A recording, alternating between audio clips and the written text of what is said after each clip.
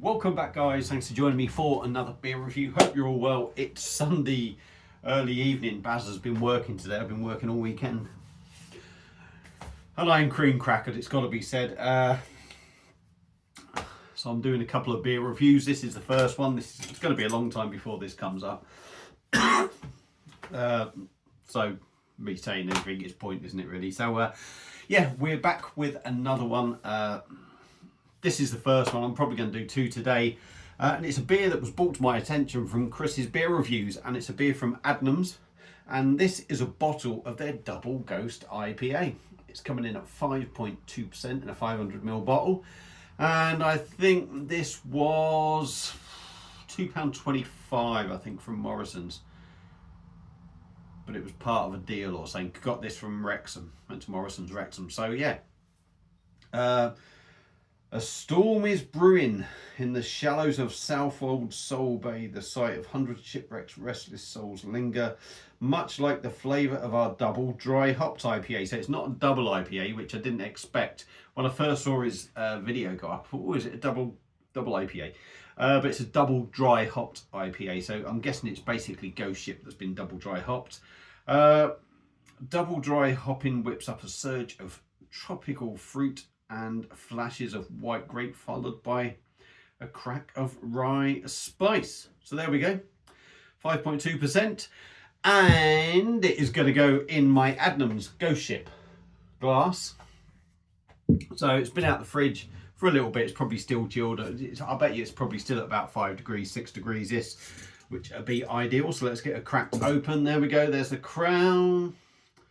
Let's give it a pour, see what we get.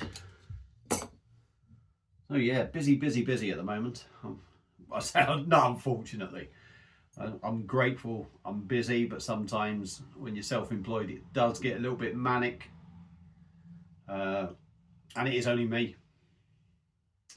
So it's me doing all the running around, it's me doing all the organising, it's me doing the work, it's me coming home doing this, that and the other. So I'm ready for a beer. I've had a couple of Goose Islands actually, but beer in a glass, yeah, there we go. Well sort of carbonated. I think it's got a nucleated bottom in this glass. There we go, crystal clear, amber in colour, lots of bubbles whooshing around, and we got a good finger of head there. Obviously the size of the head is kind of irrelevant, it just depends on how you pour it, but it's mix and match bubbles. There we go. So let's dive in with the nose, see what we get. Is it going to smell like Ghost Ship? Is it going to basically be Ghost Ship with that sort of maybe a bit more of a dry hop aroma on it? I don't know. We'll find out. Definitely a difference in aroma, and it's nice. And if that's down to the dry hopping, I like it. I like it. Malty, tropical note, very smooth tropical malty aroma. There's some, you know, there's no like real in your face sort of like, how can I put it, harsh sort of punching you in the face aroma. Everything's very smooth, very easy going on it, and it makes it very pleasant. Yeah, smells really nice. Hoppy, but without being too hoppy. Tropical without being too tropical. Malty without being too malty, I would say. That's what I'm saying about very smooth. But it smells really nice, it's got to be said. That smells really nice. So I'm going to top her up. I'll do it to that for now. There is still a little bit left in the bottle. And we shall dive in and have a taste of Adnams Double Ghost IPA, which is a double dry hopped IPA, 5.2% ABV. Let's give her a taste. Cheers, everyone.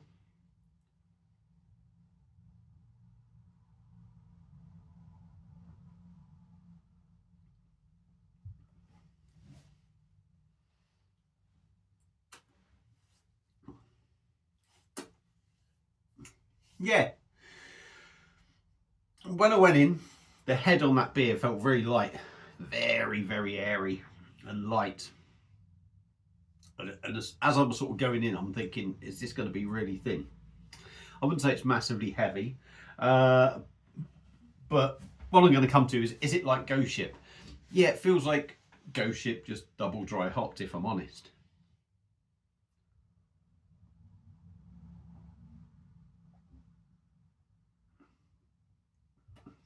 5.2%, an average 5.2% body. I'm not going to say it's wishy-washy.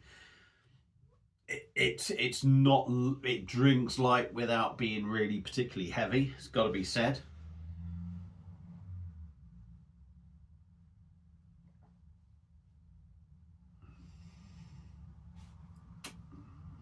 Quite busy in the mouth, but it is a bottled version. Be interesting to see if this actually made it out on perfect draft. That would be interesting, so I bet it'd be more smoother.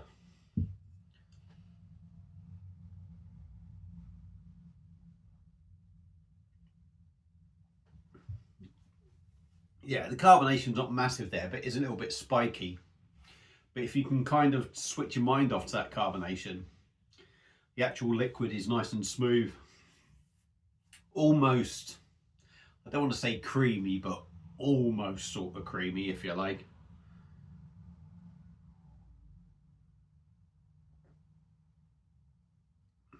Yeah, it's not creamy, but it is really smooth, it's got to be said. Yeah, mouthfeel slightly ruined just by that little bit of carbonation, but the liquid is nice and smooth. On the taste,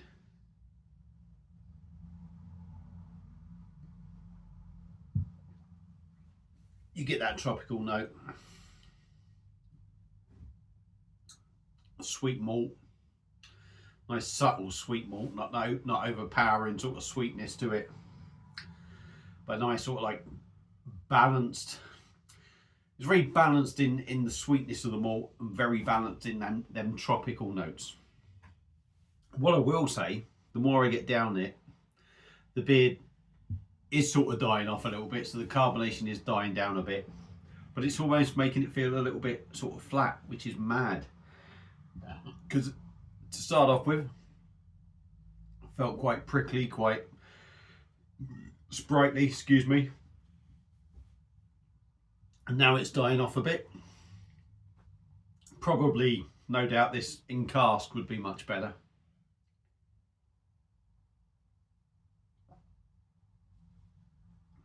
%. You wouldn't argue with the ABV. I wouldn't say it's overly strong. Tropical malty. A little bit. There's a little bitterness on the background, and for me, that is sort of like a grapefruit sort of bitterness coming in.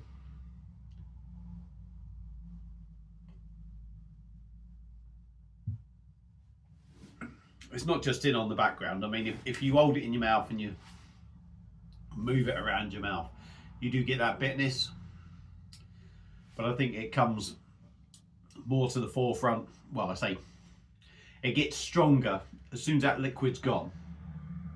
It sticks to the palate and you really notice it more, and it's very much a grapefruit sort of bitterness, pithy sort of bitterness. What do I think of this? I like it. I like it, but there's something there that just, I don't know. Is it maybe too rounded, too balanced, too smooth on the maltness, too smooth on the tropical notes? I don't know. It sort of feels like it's a good beer. It is a good beer, but it feels like it's just, I don't know, feels sort of toned down.